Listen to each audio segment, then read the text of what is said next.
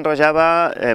decimos que empieza en 2012, cuando el 19 de julio de 2012 se declara en Kobane la autonomía de los cantones del norte de Siria. Al principio se administra en esa estructura de una federación de 3 cantones, el cantón de Afrin, de Kobane y de Jizire, aunque luego también la estructura social va cambiando. Hay que ver que intentan desde el primer momento implementar las ideas de confederalismo democrático que ha desarrollado el Movimiento de Liberación de Kurdistán, que nace a finales de los 70 en el Kurdistán de Turquía.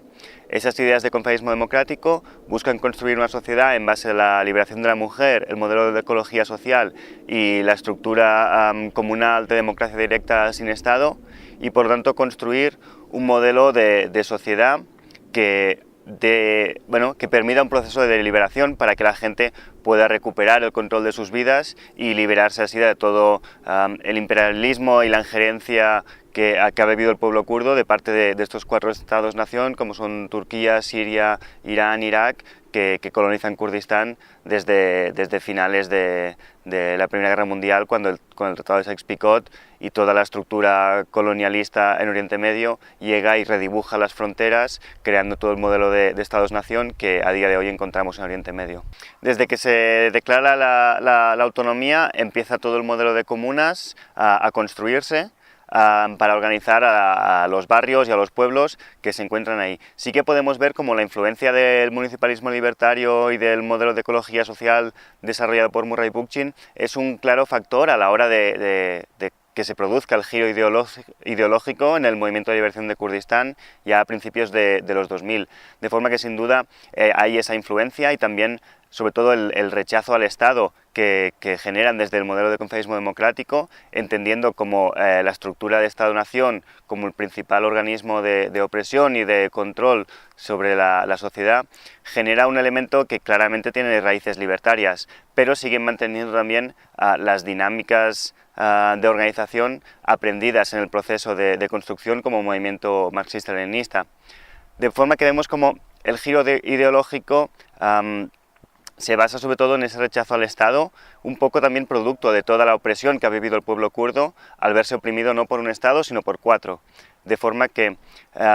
vemos como hay una progresión ideológica y que sin duda viene en gran medida motivada por el movimiento de mujeres, que vemos que es lo más fuerte que se encuentra en el proceso de revolución social. En Rojava vemos claramente como la liberación de la mujer es una prioridad a la hora de construir el modelo social, y lo vemos en estructuras como las casas de mujeres que se encuentran en cada pueblo, en cada ciudad, y vemos como el movimiento de mujeres es una estructura que funciona de forma completamente autónoma, pero dentro del propio movimiento, trabajando para que la emancipación de la mujer sea real y sobre todo también para confrontar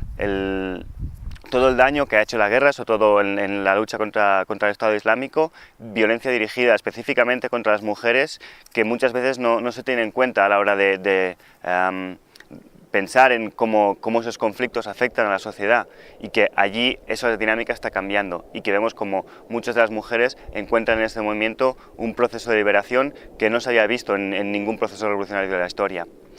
A partir de este movimiento de mujeres vemos como las comunas se ven muy reforzadas. En Afrin, por ejemplo, antes de la invasión de Turquía, veíamos como la mayoría de comunas habían sido iniciadas por mujeres, las diferentes comunas de cada barrio. Y es el movimiento de mujeres quien ha hecho también mucho esfuerzo en trabajar las dinámicas sociales. Ya en Bakur, en Kurdistán, Turquía, en los años 90, muchas de las revueltas populares que se iniciaron estaban lideradas por mujeres. En Rojava la dinámica también se ha mantenido con esa lógica, pero no solamente en la resistencia popular, sino también en el campo militar. Vemos como las IPG, las Unidades de Defensa del Pueblo, tienen también su estructura autónoma de mujeres, que son las IPJ, y que ha sido una unidad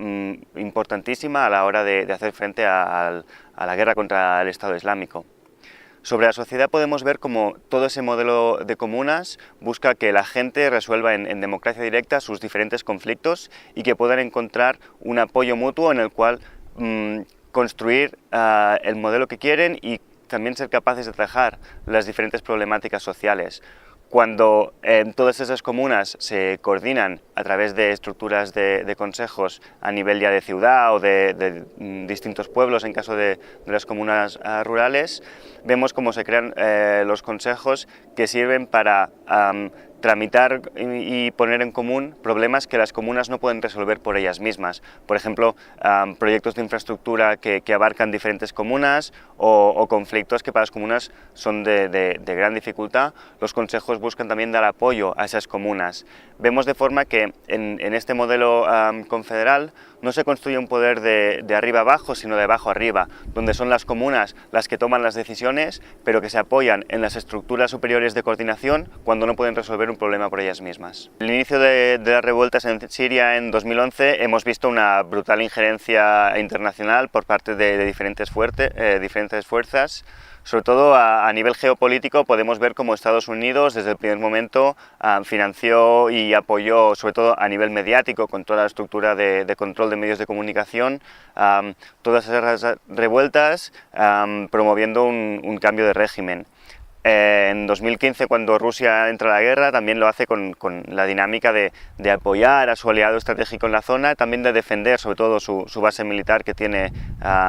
en la única base militar que tiene en el Mediterráneo, que se encuentra precisamente en Siria. De forma que vemos como esas potencias globales también influyen en el devenir, pero también los conflictos a nivel regionales han influido enormemente. Hemos visto como Turquía e Irán, como dos de las principales potencias, también en Arabia Saudí, ha habido una enorme dedicación a la hora de financiar bandos en el distinto conflicto, y vemos por lo tanto como en ese conflicto geopolítico ha habido muchos niveles y muchos intereses que a veces entraban también en contradicciones entre ellos mismos, de forma que ha sido una guerra muy compleja, donde hemos visto un conflicto mundial desarrollarse en un país como ha sido Siria. Desde el norte de Siria, el proyecto de autonomía liderada por el Movimiento de Liberación de Kurdistán, desde el primer momento se ha buscado construir esa autonomía al margen de la influencia de esas potencias, pero obviamente ante la guerra contra el Estado Islámico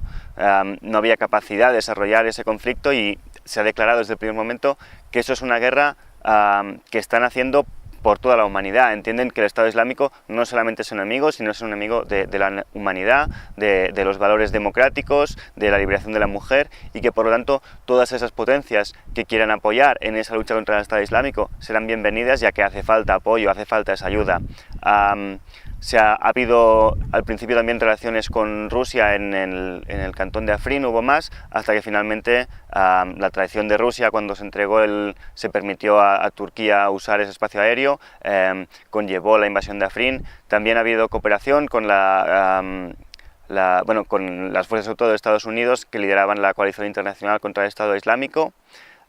que han promocionado cierto apoyo logístico a la hora de los ataques aéreos contra el Estado Islámico, y también cierto apoyo armamentístico. Pero desde diciembre de 2018, cuando Trump anuncia que la retirada de Estados Unidos, la Federación del Norte de Siria declaró sin temores que era obvio que eso sucedería. En ningún momento se ha confiado en Estados Unidos como un aliado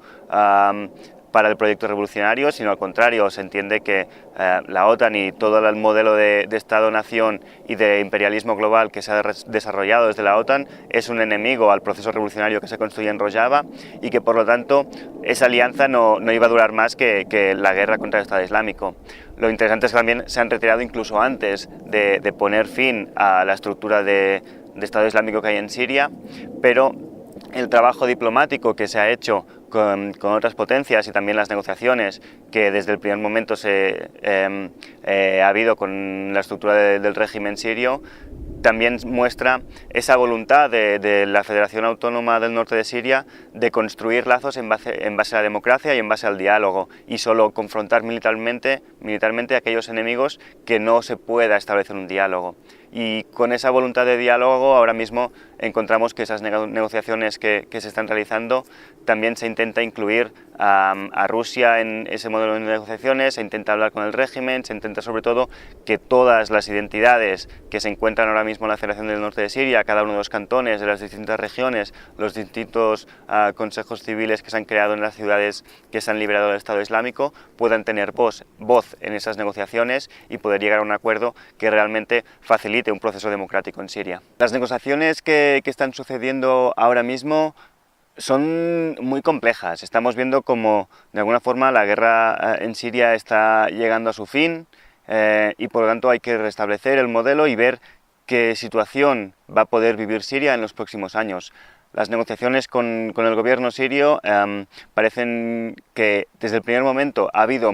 vías de diálogo, ya que siempre se ha buscado un diálogo abierto con todas las fuerzas que tienen capacidad de negociación en la situación en Siria, pero es cierto que en el transcurso de los últimos meses se hacen más necesarias que nunca, ya que Turquía es una amenaza directa para la integridad de la soberanía siria y para sobre todo la integridad también de la administración democrática del norte de Siria, ya que Turquía está decidida a eliminar cualquier proceso de revolución social como el que se está construyendo en el norte de Siria. Hay que ver que también esos ataques no son aislados. Turquía, cuando en 2015 empieza las operaciones militares en Bakur, en el Kurdistán de Turquía, ya muestra claramente su voluntad de erradicar el proyecto de emancipación social que está construyendo el movimiento de liberación de Kurdistán. Yo creo que es importante enmarcar estos ataques que Turquía está haciendo ahora contra Rojava en la ofensiva militar que empieza en 2015 en Bakur, no es algo aislado. Por lo tanto, las negociaciones que están aconteciendo ahora con el gobierno de Assad buscan también construir un modelo democrático para Siria, en el sentido de ser capaces de democratizar la situación en Siria. Las ideas de confederalismo democrático muestran desde el primer momento como la confrontación con el Estado-Nación no se busca hacer de forma militar. En caso de que haya un ataque por parte de fuerzas de Estado-Nación, sí que se entiende que la autodefensa es un derecho sagrado de todo pueblo y que por lo tanto es necesario. Pero si hay la posibilidad de negociar y de abrir un diálogo con las fuerzas, siempre se buscará ese modelo pues, mucho más constructivo a la hora de construir un proyecto democrático. Por eso, en esas negociaciones, lo que es importante ver es que lo que se busca también es ganar tiempo para permitir que los desarrollos sociales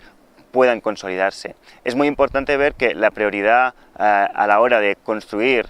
un modelo social donde la liberación de la mujer sea real y sea visible y se sienta para las mujeres ha sido la prioridad. Y en ese sentido, cuanto más tiempo pueda construirse el modelo de autonomía que se está consolidando, más fuerte se puede ver este modelo. Hay que ver cómo la confrontación que se hace con el Estado-Nación se entiende como en cuanto más fuerte sea la sociedad, menos necesidad tiene de la estructura de Estado-Nación. Por lo tanto, la forma de luchar contra el Estado no es tanto de ir a atacar, sino de buscar construir una alternativa. Y a medida que esa alternativa sea más funcional, la gente se sumará a ese proyecto, porque vemos como la estructura y la dinámica del Estado-Nación, de ese monopolio de recursos, monopolio de la violencia, son las principales herramientas de violencia, y que la forma de liberarse de eso, más que atacar para construir una situación más violenta, es generar autonomía, generar la falta de dependencia del Estado, y que así poco a poco la sociedad pueda irse desconectando de esa necesidad, de esa dependencia que el Estado ha conseguido crear. Por lo tanto, en esas negociaciones lo que se busca es consolidar la autonomía, y es verdad que en el papel se llegarán a unos acuerdos y habrá unas renuncias, pero lo importante es lo fuerte que el movimiento social sea capaz de defender su voluntad, de defender su ética, sus valores y el proyecto político que allí se está desarrollando. Como vemos, las ideas de la Revolución de Rojava se basan sobre todo en la liberación de la mujer, la ecología social y el modelo de democracia directa sin Estado. Vemos que la estructura de comunas al margen del Estado está funcionando muy bien y realmente hay más de casi 4.000 comunas, creo que había en el último censo, que están funcionando de manera activa. El movimiento de liberación de la mujer está muy consolidado, las estructuras autónomas de mujeres se encuentran en todas las instituciones de la sociedad, pero a nivel ecológico hay muchas dificultades que está viviendo Rojava, que son difíciles de atajar, sobre todo en momentos de guerra. Estamos viendo como la falta de agua está afectando enormemente la situación agrícola. Vemos como Turquía está de manera muy activa cortando ríos, construyendo presas, desviando, drenando acuíferos, y vemos como realmente esa guerra ecológica que se está desarrollando afecta enormemente a la realidad de los cultivos y de la vida en Rojava. Vemos también como muchas de las situaciones que se han vivido dado por efecto de la guerra, han causado también una enorme deforestación. Vemos que cuando hay un conflicto en verano y les lanza una bomba, los árboles arden, es decir, muchos bosques han sido quemados, también como ha sucedido en Bakur. También en invierno el Estado Islámico cortó las vías de suministro de electricidad, de forma que la gente, para calentarse, tuvo que cortar los árboles que quedaban para poder encender estufas y poder calentarse durante los fríos inviernos. Vemos también que el monocultivo de trigo, que se lleva durante décadas, sino siglos más bien, monopolizando el cultivo de las tierras del norte de Siria, ha hecho también mucho daño a la hora de la fertilidad del suelo. Por eso vemos que es muy importante el recuperar el marco ecológico y construir un proyecto que centre también la atención en esos temas, ya que muchas veces temas de ecología llegan con poca fuerza a Occidente, se escucha poco de la realidad, y por eso decidimos darle un empuje a ese tema, porque es importante ver que a veces nos decían allí, ¿no?, de que puede ser que ganemos la guerra, pero que el día de mañana, por efecto del cambio climático, no podamos vivir aquí. Vemos cómo esos efectos se van notando cada vez más y que es un problema que, si no se empieza a atajar cuanto antes, puede que el día de mañana el territorio de ahí se haga insostenible para la vida. Por eso decimos que es importante que la revolución sea en defensa de la tierra, o no habrá sitio para hacerla. Y en ese sentido también queríamos expandir un poco el foco de la gente que apoya y que se solidariza y que trabaja con perspectiva de dar vida a este proyecto de revolución social que acontece en Rojava. Muchos grupos ecologistas también han visto en Rojava lo que acontece, pero no encontraban la forma de poder vehicular su ayuda, de poder cristalizar su ayuda de una forma más directa, y por eso iniciamos esta campaña, que no solo buscamos el construir una cooperativa de árboles para reforestar Rojava y varios territorios, sobre todo las reservas naturales que se están construyendo, sino también dar voz a todos esos trabajos de ecología que se están desarrollando y crear un puente para que organizaciones y grupos con perspectiva de construcción de un modelo ecológico de sociedad puedan encontrar una puerta para ayudar directamente a lo que está aconteciendo en Rojava. Desde el inicio de la revolución de Rojava, varios internacionalistas han acudido por la llamada revolución. Es cierto que al principio mucha de la gente que acudía a Rojava lo hacía con la voluntad de hacer frente al Estado Islámico y de apoyar en las tareas militares en la lucha contra el Daesh. A medida que el tiempo avanza, también más gente se interesa por el proyecto revolucionario, por los valores de esta revolución y por el modelo social que allí se está construyendo. Es un poco en ese momento también cuando se empiezan los debates de qué significa internacionalismo, y se empieza un proceso de reflexión sobre lo que significa también como internacionales, sobre todo por parte de los europeos, las dinámicas colonialistas que también significa el ir allí con los privilegios que aporta un pasaporte europeo, y también cómo poder poner estos privilegios a disposición de un movimiento revolucionario que allí se está construyendo, y poner esos privilegios a disposición de construir algo más sólido, más fuerte. Y un poco con toda esa reflexión fue cuando un grupo de internacionales se empezó a juntar a principios de 2017 y que finalmente cristaliza en lo que nació como la Comuna Internacionalista, que busca ser un paraguas para internacionalistas que quieran ir a Rojava a conocer la revolución, a aprender y a también trasladar y traducir los valores y los aprendizajes de esa revolución a sus propios movimientos revolucionarios en sus hogares. Esa línea cada vez se va consolidando más, ya que el interés es muy amplio y sigue habiendo, obviamente, estructuras internacionalistas militares, de brigadistas internacionales que van para apoyar a nivel militar la guerra, como se vio en Afrin. Se construyeron las fuerzas antifascistas internacionales de Afrin, donde varios de los internacionales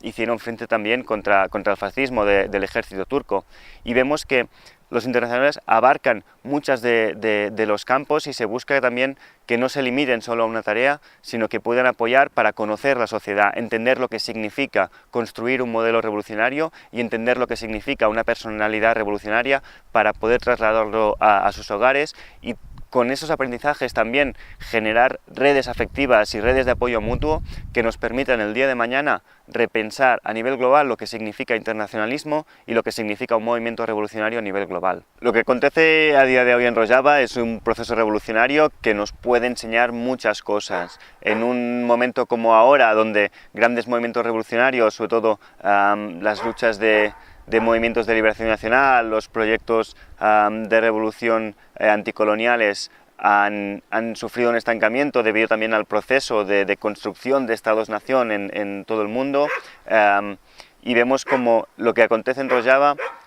junta muchas de las perspectivas revolucionarias que se han desarrollado en los últimos años en un mismo conflicto, ya que vemos una lucha de liberación nacional por un pueblo que su identidad ha sido negada, su idioma ha sido prohibido, encarcelados por poder defender su cultura. Así que vemos todas esas dinámicas anticoloniales típicas de los movimientos de liberación nacional. Vemos también las luchas antiimperialistas, de cómo ahora mismo están confrontando directamente el ejército de Turquía, el perro guardián de la OTAN en Oriente Medio, y que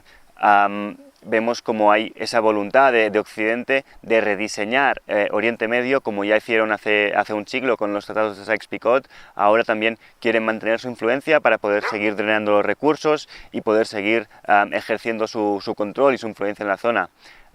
Pero vemos también, sobre todo, la revolución de las mujeres que ya acontece, y eso es un proceso que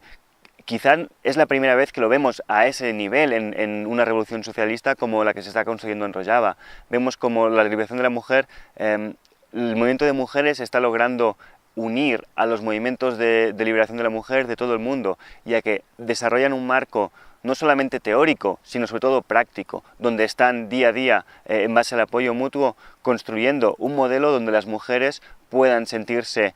importantes y que están liderando este proceso de revolución social en base a construir su propia libertad.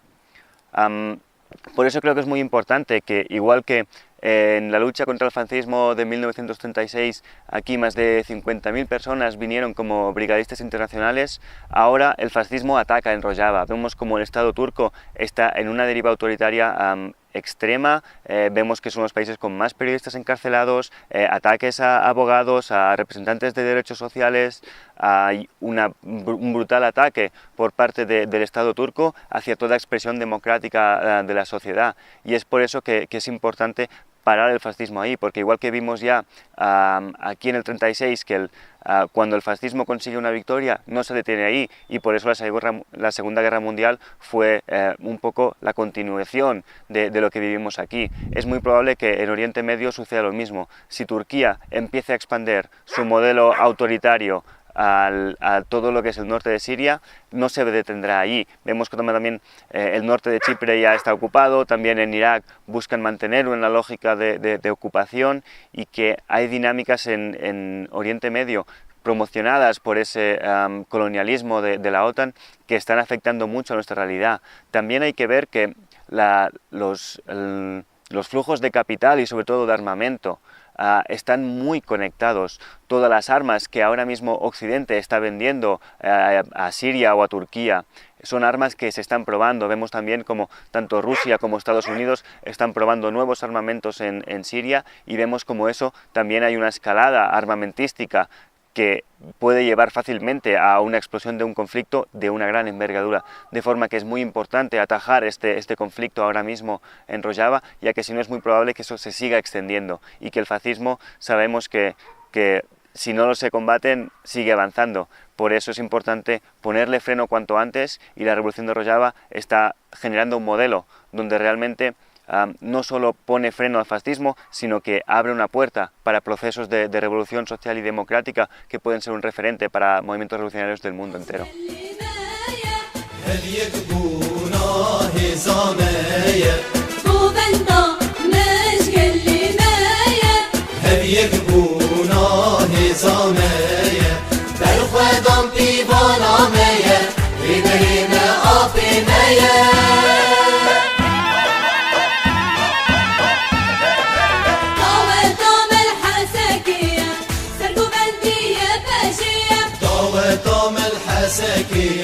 سرقو بندية بكية بنقورين